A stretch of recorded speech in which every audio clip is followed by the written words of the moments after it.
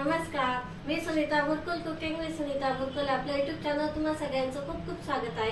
आज आपण ना मस्तपैकी फालुदा बनवतोय। फालुदा आणि फालुदाची शेव कशी बनवायची ते बघणार आहोत। एकदम परफेक्ट शेव कशी बनवायची ते शिकवणार आहे। चला तर मग रेसिपीला सुरुवात करू।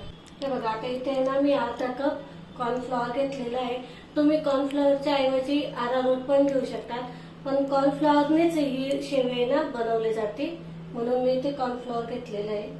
अर्धा कप कॉर्नफ्लॉवर आणि 2 चमचे साखर घ्यायची। छान मिक्स करून घेऊ आता पहिले आपण हे, आणि आपल्याला पाणी टाकून घ्यायचं आहे।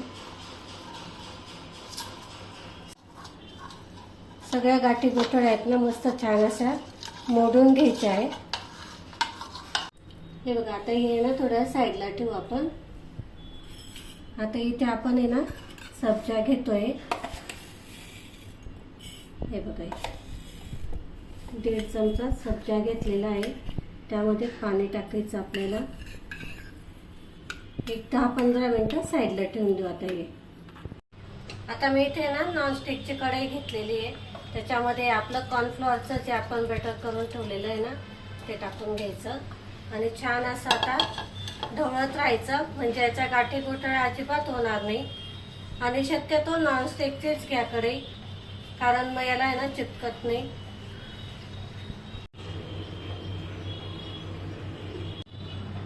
हे बघा, आता कसं मस्त घट्ट व्हायला लागलेलं आहे ना। असं छान मिक्स करत राहायचं, म्हणजे गाठी गोठळ्या अजिबात होणार नाही। हे बघा, मस्त असं इथे आता हे शिजलेलं आहे, बघू शकता तुम्ही। आता हे जे गरम गरमच आहे ना, आपल्याला हे शेवचा साचा असतो ना आपला, त्याच्यामध्ये काढून घ्यायचं आहे। हे बघा, मी आता आहे ना हा जो शेवचा आपला साचा आहे ना ह्याच्यात टाकून घेते। याच्या आधी आहे ना आपल्याला एका बाउलमध्ये थंड पाणी किंवा बर्फ घ्यायचा आहे। हे बघा, हे बघा, अशा मस्त मग आपल्या शेवाळ्या बनवून तयार होतात। हे आहेत ना आता 10-15 मिनिटं असंच थंड पाण्यामध्ये ठेवून देते मी। हे बघा, मी इथे ना रूअफजा घेते। 2 चमचे घेतलेले। हे बरंच गोड असतं म्हणून मी इथे ना साखर नाही वापरते। सब्जा टाकते, दूध टाकते मी, थंड दूध आहे। हे बघा, मिक्स करून घ्यायचं असं। हे बघा, शेव टाकते, किती भारी झाली बघा शेव। बघा, आता इथे ना मी आईस्क्रीम टाकते।